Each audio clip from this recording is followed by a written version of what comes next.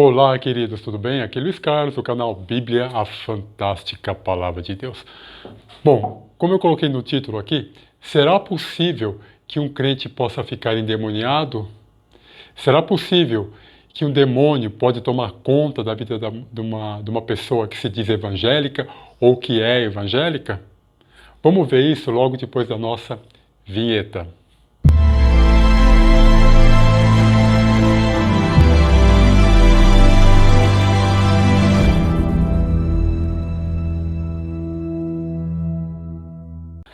Olá, queridos! Voltei. Bom, eu poderia explanar para vocês de maneira teológica isso, né?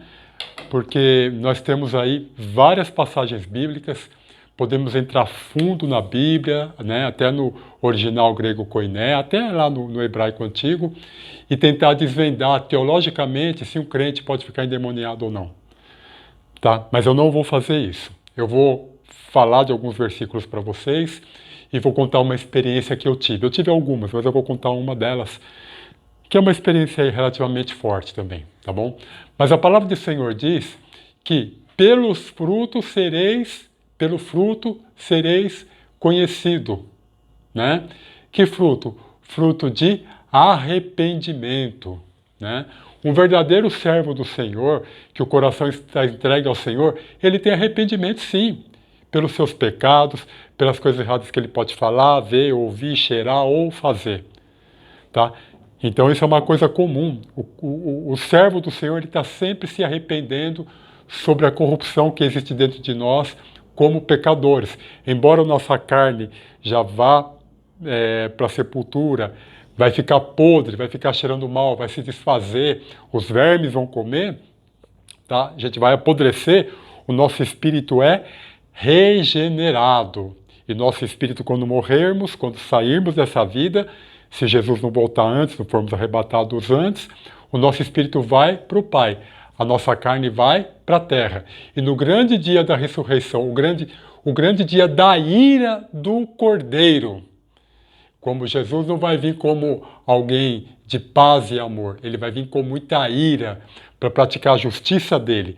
Nesse dia, o nosso corpo vai sair da terra, iremos ressuscitar, o espírito vai voltar para o nosso corpo e ressuscitaremos. Você pode ver isso lá em Ezequiel, né?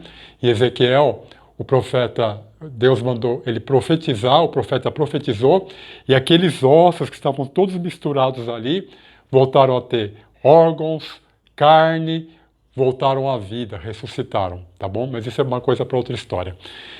E o Senhor diz também que nos últimos dias, muitos dirão, Senhor, Senhor, eu estou aqui, Senhor, Senhor, Senhor. E Jesus vai olhar e falar, vá para a minha esquerda, porque eu nunca vos conheci, tá? Então isso é uma coisa complexa, né? A Bíblia fala, mas eu expulsei, o indivíduo disse, né? Aquele irmão disse, mas eu expulsei demônios, eu fiz a tua obra, eu fiz isso, eu fiz aquilo, né? E aí Jesus fala, mas eu nunca vos conheci. É a mesma coisa, né? Vamos supor que você conhece o Neymar. Você conhece o Neymar. Eu conheço o Neymar, você conhece o Neymar. A gente liga a TV, liga o celular, vai ver programas de esporte, né? Eu gosto muito de todos os esportes, principalmente futebol, né? Futebol e vôlei, que eu joguei vôlei um pouquinho, né? E aí você fala, eu conheço o Neymar. Todos nós conhecemos o Neymar. Você fala Neymar Júnior, todos sabemos quem é. Aí você pega um avião, vai lá em Mangaratiba, onde ele tem a casa dele, ou vai aqui no litoral, em Santos, ou vai lá onde ele mora, lá no exterior, né, lá nos países árabes, ou você poderia ir lá em Paris ou em Barcelona, onde ele tinha a casa dele.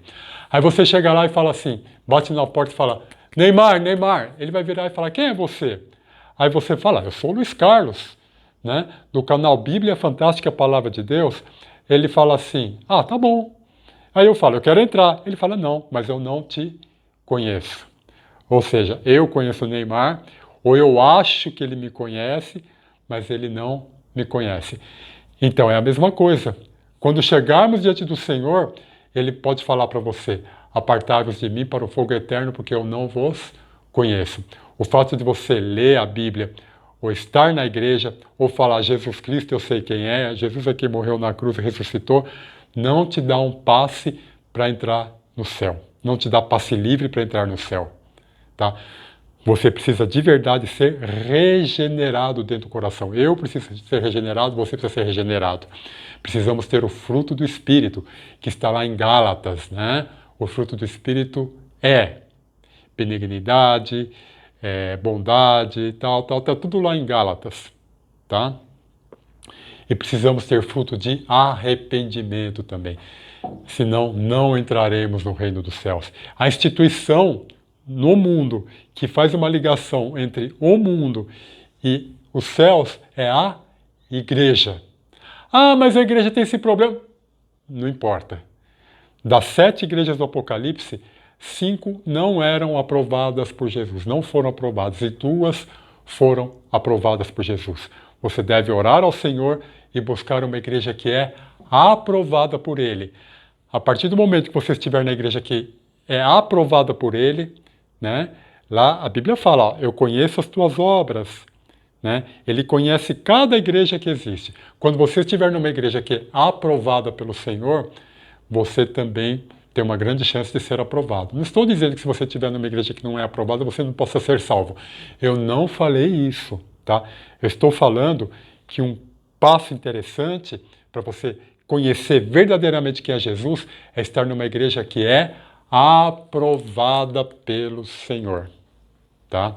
Uma igreja onde a palavra de Deus, a Bíblia, a fantástica palavra de Deus, é pregada de maneira certa, correta e coerente.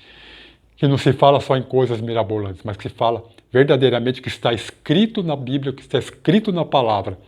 Exatamente do que está escrito lá. Que eu sou um pecador, que você é um pecador. E necessitamos da graça do Senhor para podermos entrar no céu. Tá bom? Sem essa graça, não entraremos no céu. Sem lermos a palavra de Deus e entendermos corretamente o que está escrito ali e obedecermos a palavra de Deus, não vamos para o céu. Não basta eu conheci, eu frequentei a igreja, eu estive na igreja há muito tempo, ou eu levantei a mão e fui lá na frente aceitando a Jesus. Não basta, tá bom? Mas eu vou contar uma experiência aí para trazer mais luz a isso. Bom, eu e a minha esposa, alguns anos atrás, fomos visitar um casal. Esse casal é um casal de evangélicos, tá? A esposa dentro da igreja, fazendo o trabalho da igreja, realizando ali coisas dentro da igreja, e esse marido também, realizando coisas ali dentro da igreja, tá? Já faz bastante tempo, talvez eu não vou contar alguns detalhes, né? Eu vou só fazer um resumo. Mas aí nós nos sentamos ali, eu, minha esposa e esse casal, e conversando sobre as coisas de Deus. Eu comecei a falar sobre os dons espirituais, né? Dons espirituais. Sem entrar aqui no âmago do assunto, né?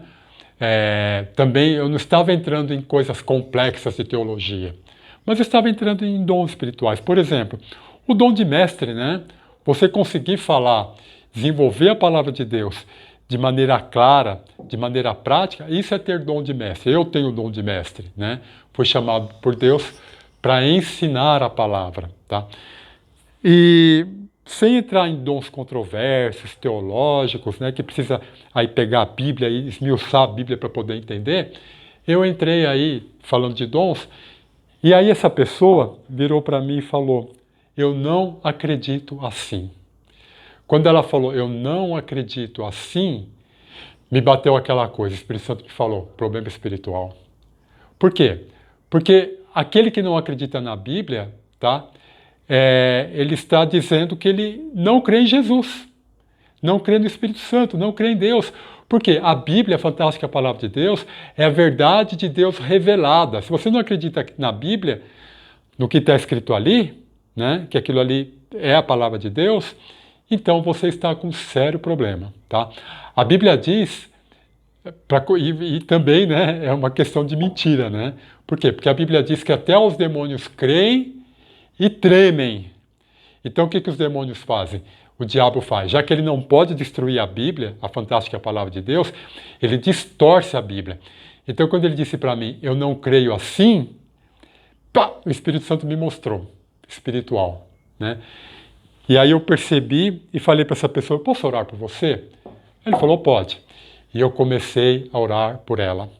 E o demônio se manifestou. Crente de muitos anos, crente que conhecia a Bíblia, crente que trabalhava na igreja, crente extremamente envolvido na igreja. o demônio se manifestou. De que forma? Em forma de vômito. E não saía nada da boca quando a pessoa vomitava. Era um vômito espiritual. Sabe quando a pessoa está doente, que ela faz assim, e faz assim, só que não sai nada? Da mesma maneira. E aquilo era claramente espiritual. Tá? E a gente continuou orando, eu continuei orando ali para essa pessoa, e ela continuou com esse vômito. A esposa até colocou um cestinho de lixo ali, para que, achando que talvez ele vomitasse em cima daquilo. E a esposa, né, uma pessoa de Deus, muito calma, muito tranquila, não ficou apavorado. Enquanto eu estava intercedendo ali, o Espírito Santo mostrou para mim que ela também estava intercedendo em pensamento. Né? Talvez o demônio nem tenha saído ali porque eu intercedi. Talvez tenha saído porque essa pessoa intercedeu. Intercessão de guerra, de luta, de batalha espiritual. Mas aí, depois desse processo, essa pessoa foi no guarda-roupa dela, tirou uma camisa muito bonita, não sei que material é aquele, não é um material comum, não sei se era seda, mas é um material assim comum, um material que você olha e fala, se colocar fogo, pega fogo logo, porque era uma camisa nobre. Ela foi lá, tirou essa camisa, e aí nós fomos no quintal dela, fizemos uma fogueira ali, uma fogueira não, né? Jogamos álcool, pegamos o isqueiro e fomos queimar aquela camisa. Meus irmãos, a camisa não se queimava. Ela não pegava fogo, por incrível que pareça. Fogo, álcool e a chama não desenvolvia. Queimava o álcool, mas a camisa não queimava. Aí eu tive discernimento espiritual, coloquei a mão em cima da camisa, intercedi novamente, intercessão de batalha, de luta espiritual, e aí aquela camisa pegou fogo. E aí foi embora. Depois eu fiquei sabendo, né? Depois que passou toda essa intercessão, essa batalha espiritual, por que ele pegou a camisa? Essa pessoa estava no segundo casamento. No primeiro casamento, a esposa faleceu com uma doença grave, e a esposa, não lembro se ela era espírita ou se ela era dessas religiões afro-americanas, eu não lembro, mas uma das duas. E aí, ela deu essa camisa para ele, ela morreu, ele se casou novamente, dentro de um princípio bíblico, né? Faleceu, casou novamente, não tem problema. E aí, ela naquela oração ali, quando ela teve aquele vômito espiritual, nós pegamos aquela camisa e fomos queimar a camisa não pegava fogo. Né? Porque ela tinha dado essa camisa para ele. Ela levou essa camisa num centro, lá no local, fez um trabalho com essa camisa, e essa camisa foi dedicada a ele. Ele se casou novamente, jogou um monte de coisas fora, mas essa camisa ele guardou, e ali naquele instante a camisa não se queimava. E quando oramos, colocou em posição de mãos, colocamos a mão ali em cima sobre aquilo, aí a camisa pegou fogo. Nem todo que diz Senhor, Senhor entrará no reino dos céus. Né? Nesse caso, ele não estava exatamente endemoniado, o demônio não estava dentro dele, mas estava em volta, influenciando a vida dele. Estava com brechas, estava sendo influenciado pelo demônio que estava à volta dele, e aquele objeto fazia uma ponte entre o mundo espiritual e ele, mesmo ele sendo crente. Irmãos, temos que tomar muito cuidado com presentes. Eu às vezes entro na casa de algumas pessoas, eu olho e vejo os objetos, e o Espírito Santo me mostra, aquele objeto não poderia estar aqui. Né? Eu mesmo já cometi esse engano, de levar alguma coisa para dentro de casa, e depois de um tempo o Espírito Santo fala para mim, mas por que esse objeto aqui não poderia estar aqui? Eu pego e levo embora, jogo fora, jogo no lixo, oro, coloco fogo. Né? Por quê? Porque às vezes a gente se distrai assim e acaba pegando um objeto desse, comprando numa feirinha, em algum lugar, e levando para dentro de casa. Né? Não estou falando que você vai para o inferno porque existe um objeto dentro da sua casa. Não estou falando que o demônio vai entrar e fazer uma bagunça na sua casa com esse objeto. Mas nós temos que tomar cuidado. Se você, quando eu era pequeno, por exemplo, tinha um vizinho na rua de trás da minha casa que eles faziam festa de Cosme e Damião. Eles eram espíritas. E a gente era moleque, tudo criança, a gente saía correndo porque sabia que eles estavam dando doce, pipoca, e pegava um monte de doce, de pipoca e comia. É preciso, é necessário? Não, não é necessário. Paulo fala sobre isso. Precisamos pegar? Não, você pode pegar, orar e comer. Mas para que eu vou fazer isso? Não precisa, não é necessário. Às vezes quando a gente faz alguma visita na casa de alguém que não é evangélico, não é cristão, às vezes mesmo que seja, e a pessoa oferece alguma coisa para a gente sabe que a pessoa já orou lá no mercado, já orou quando comprou, né? E a gente ora novamente e come. Não tem problema. Eu não sou preso. Você não é preso. Você não pode ser escravo dessas coisas. Nós somos livres, livres em Jesus. Mas temos que tomar cuidado. E nessa experiência que eu contei para vocês, não faça doutrina nisso que eu disse, tá? De objeto. Tá? Ah, eu levei esse objeto, sou endemoniado. Não faça doutrina disso. Só estou te contando uma experiência para corroborar os versículos que eu disse para você agora há pouco. Então, nem todo o que diz Senhor, Senhor, entrará no reino dos céus. Mas aquele que faz a vontade daquele que me enviou, esse sim entrará no reino dos céus. Então, cuidado, né? Você pode saber quem é o Neymar, mas você nunca vai entrar na casa do Neymar se você não tiver amizade, não tiver intimidade, não tiver obediência a Jesus, você não vai entrar no reino dos céus. Cuidado, se prepare. Estão acontecendo coisas no mundo agora, né? Israel, Ucrânia, Rússia, China, Estados Unidos, Brasil, o mundo está virando um caos. E tudo está apontando, direcionando para a volta de Jesus. Falta pouco. Se na década de 70, 80, com aquelas crises de Guerra Fria, com a Segunda Guerra Mundial, já estava próximo, com a gripe espanhola, que matou mais de 100 milhões de pessoas há anos atrás, com aquelas crises de cólera, de doenças na Europa, enfim, né? A febre amarela, com as imensas doenças que tem, o ebola e tantas outras, tá? Já estava perto, agora está mais próximo ainda. Então, cuidado, tá? Venha para Jesus, venha para a obediência, venha para Ele. Isso é um sinal para mim e para você. E cuidado, às vezes você acha que você pode estar no caminho certo, no caminho correto, mas você pode não estar. Se você morrer agora, você vai para o céu ou vai para o inferno? Se Jesus voltar agora, você vai para o céu ou vai para o inferno?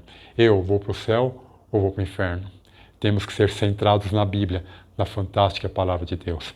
Que o Senhor te abençoe e te guarde, que o Senhor resplandeça o rosto dele sobre a tua vida e te dê a paz. Em nome de Jesus. Amém, amém e amém.